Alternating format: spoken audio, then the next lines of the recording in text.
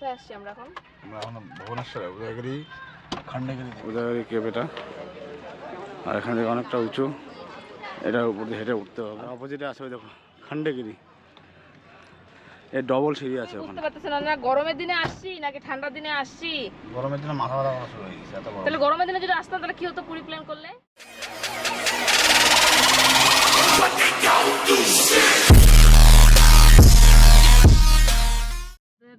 তোমাদের দাদা ভাই এখন তেল ভরছে, দেখতেই পাচ্ছ, আর ফুল ট্যাঙ্কি মনে হয় করবে।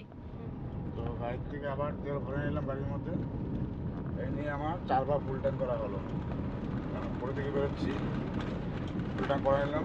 তখন দেখি কত কিলোমিটার যায়, বাড়ি পৌঁছতে পৌঁছতে আরেকবার মনে হয় হয়তো ভরতে লাগতে পারে ফুল ট্যাঙ্ক। চলো মনে হয় লাগবে, আরেকবার তো ভরতে লাগবে, কারণ দীঘা যাব, কলকাতা আবার আরেকবার হয়তো ভরতে লাগবে গ্যারান্টি। আরে ভরলে ভরবার। 4 বার, এই জন্য 4 বার। আবার টোল শুরু, এই টোল দেওয়া ঝামেলা আবার শুরু।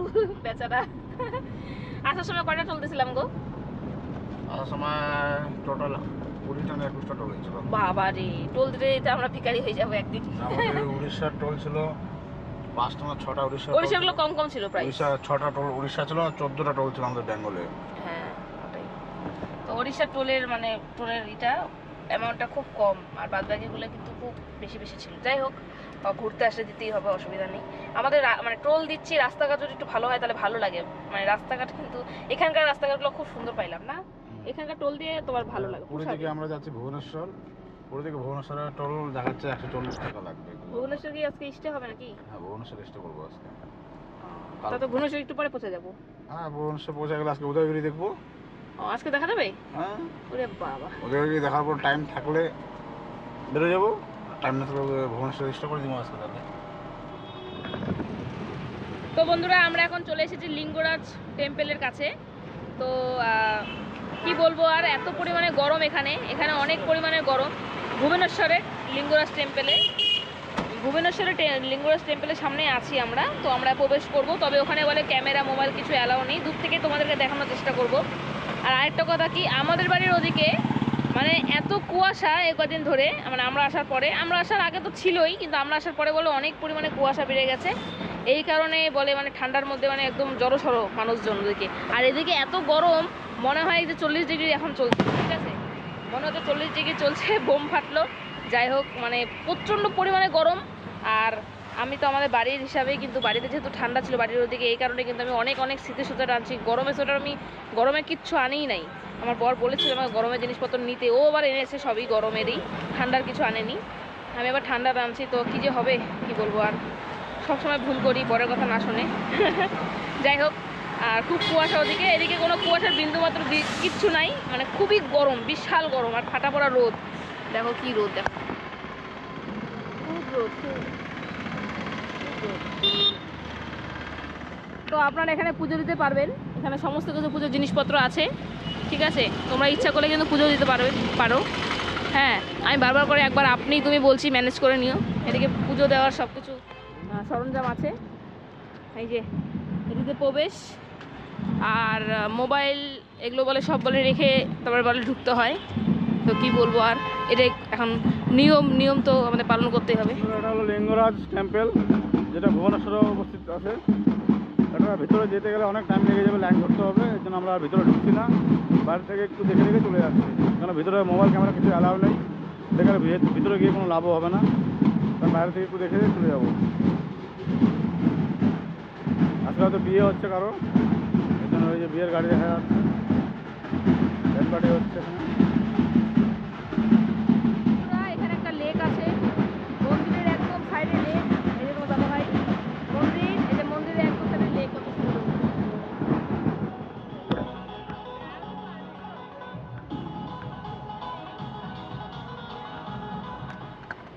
মানে কিছুই বুঝতে পারতেছে না, না গরমের দিনে আসছি নাকি ঠান্ডার দিনে আসছি। গরমের দিনে মাথা ব্যথা করা শুরু হয়ে গেছে, এত গরম। তাহলে গরমের দিনে যদি আসতাম তাহলে কি হতো, পুরি প্ল্যান করলে শেষ হয়ে যেতাম। শীতের দিনে আসছি, জানুয়ারি মাস, এখন এত গরম বাবা। হ্যাঁ করে দাও। হ্যালো মিস্টার, কোথায় আসছি আমরা এখন?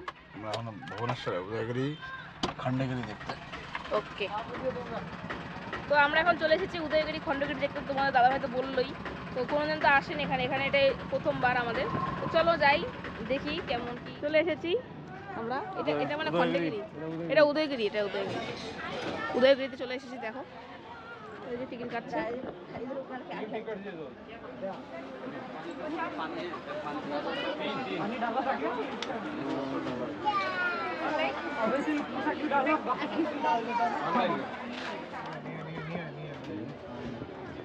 উদয়গিরি কেভ, এটা আমাদের দুটো টিকিট কিনতে হবে এখান থেকে। আগে টিকিট 15 আছে ইন্ডিয়ানের জন্য, 20 টাকা করে পার হেড।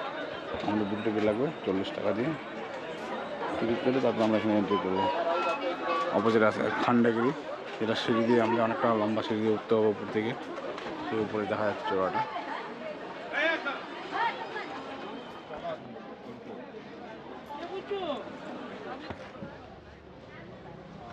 তো এই যে এরকম উদয়গিরি কেভ এটা, আর এখান থেকে অনেকটা উঁচু, এটার উপর দিয়ে হেঁটে উঠতে হবে। সেগুলো উপরে গিয়ে দেখি একটু। অনেকটা খাড়া একদম।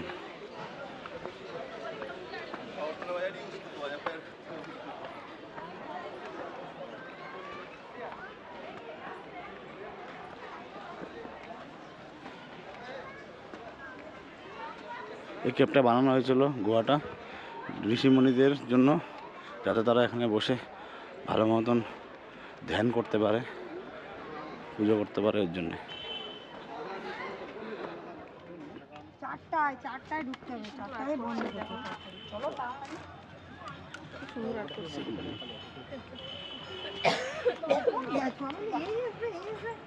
তো এটা হলো উদয়গিরি কেভ। অনেকটা কষ্ট করে নিচ থেকে উঠতে হলো, এই দেখো। আর অপোজিটে আছে ওই দেখো খণ্ডগিরি, এর ডবল সিঁড়ি আছে ওখানে। ওখানে আর যাওয়া যাবে না, ভগবান পরের বার ডাকলে পরের বার আসবে। হ্যাঁ যদি হচ্ছে, এইবার আর সক্ষম হচ্ছি না আমরা, হ্যাঁ এখানে গায়ে অতটা এনার্জি নেই যে এতটা সিঁড়ি চড়ে উপর থেকে পরে যেতে আবার পারবো। আসবো তো, ওখানে যাবো। এখান থেকে দেখে নিয়েছি, ভগবানকে এখান থেকে প্রণাম করে দিচ্ছি, এটাই অনেক। পরে বার আসবো, এখন এতটুকু দেখেই সন্তুষ্ট থাকি। না না, ছবি তোলো, ওই উপরে যাবো। জায়গাটা খুব সুন্দর। একটু যদি ঠান্ডা ঠান্ডা ওয়েদার হতো খুব ভালো হতো। এখন অনেক এখন অনেক গরম তো, আর গাছের নিচে বসা যায়। চলো ওখানে বসি, এই জায়গাটায়। খণ্ডগিরি না, এটা উদয়গিরি। বসো। কোমর ব্যথা হয়ে গেছে, একটু রেস্ট করে নেই। এত গরম কি বলবো, আর মনে হচ্ছে না যেটা ঠান্ডার সিজন, আচ্ছা। জানুয়ারি মাস। তাহলে গরমের দিন আসলে তো পাগল হয়ে যেতাম। গরমের দিন থাকা যাবে এখানে? বৃষ্টি পড়লে ভালো লাগবে না, বৃষ্টির ওয়েদার। মনে হচ্ছে কি মে মাস, এপ্রিল মে মাস মনে হচ্ছে। এই বাবা, চলো। এই যে এখানে একটা কেভ আছে, এই যে চপ্পল পরে আসছি। ভালো করছো। এই দেখো এই পাশেও আছে, ওই ফুল গাছটা কত সুন্দর কালারিং ফুল ধরছে। এই যে কেভ, এখানেও হাতির দুটো মূর্তি বানানো আছে। দেখো কত সুন্দরভাবে বানানো আছে হাতির মূর্তি।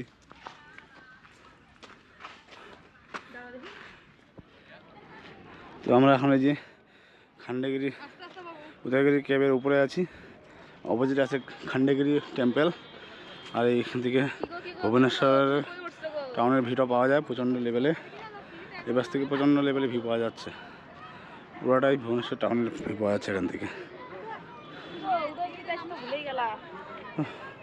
দেখো খুব উঁচু পাহাড়, শ্বাস ফুলে যাচ্ছে উঠতে উঠতে, অনেকগুলো সিঁড়ি।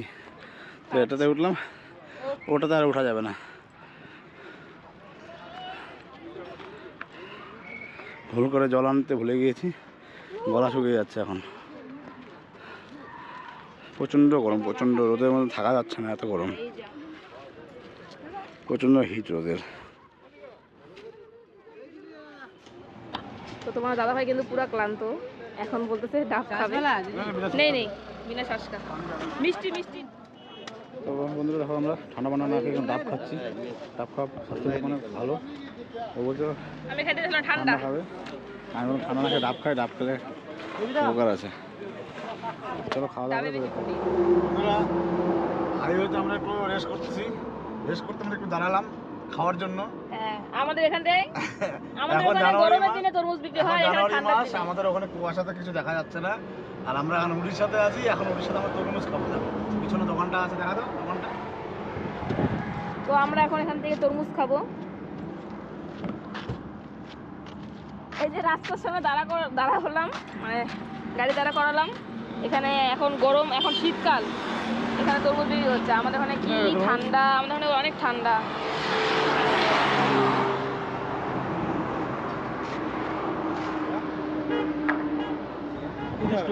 হ্যাঁ 30 টাকা কিলো না গোটা? কেজি। মিষ্টি হোক কি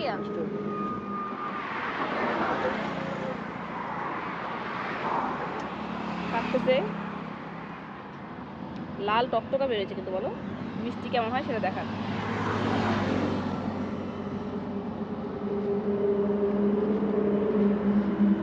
গাড়িটাকে দাঁড়া করালাম, দীঘা যাওয়ার উদ্দেশ্যে রওনা দিয়েছি। কুড়ি ঘোরা শেষ আমাদের। তো এখানে যে তরমুজ খাবে বলে ও, আর আমারও খেতে খুব ইচ্ছা করছে। আমাদের ওদিকে তো শীতকালে, এখন তো শীতকাল, শীতকালে দেখি এখানে তরমুজ, কারণ এখানে অনেক রোদ, এখানে বিশাল রোদ, এখানে অনেক রোদ।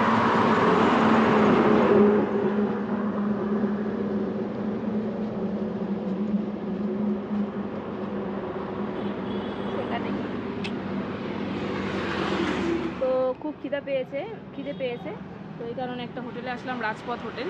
তো এই হোটেল থেকে আমরা কিছু খাওয়া দাওয়া করবো, খাওয়া দাওয়া করে কিন্তু আবারও যাত্রা পথে রওনা দেব।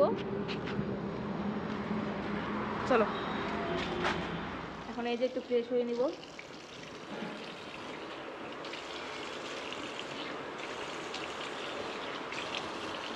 হাতও ধুয়ে নেব, যেহেতু খাবো এখন।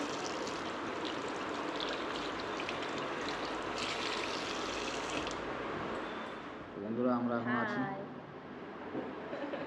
এখন খেতে বসলাম, খাওয়া দাওয়া করবো। খুবই ভালো হচ্ছে। মানে খাওয়া দাওয়া মানে আসবে এখন। তো আজকেই বলে দীঘা নিয়ে যাবে আমাকে, দীঘা যাব, দীঘা গিয়ে এনজয় করবো দুজনে মিলে। তারপরের দিন বেরিয়ে পড়বো বাড়ি যাওয়ার উদ্দেশ্যে। আর 2-3 দিন, 4-5 দিনের মধ্যে বাড়ি। তো আমরা এখন আছি কটক থেকে বালাসরের মাঝখানটাতে।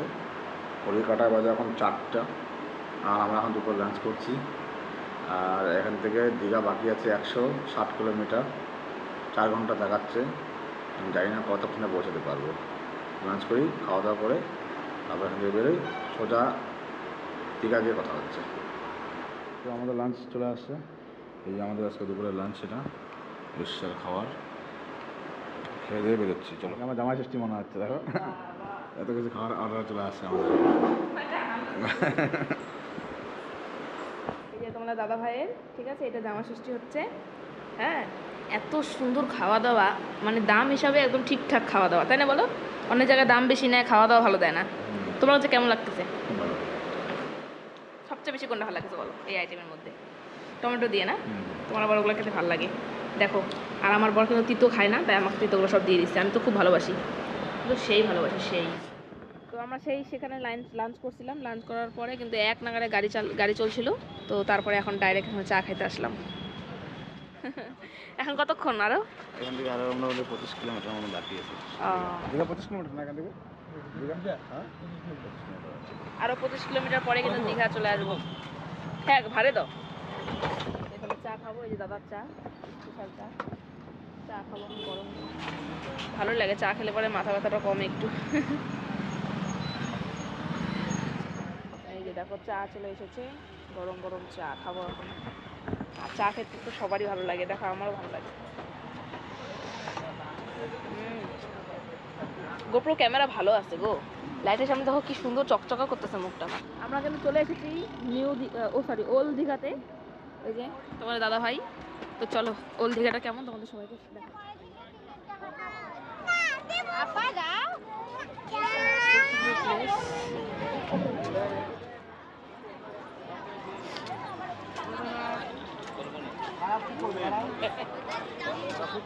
দীঘাতে চলে এসেছি।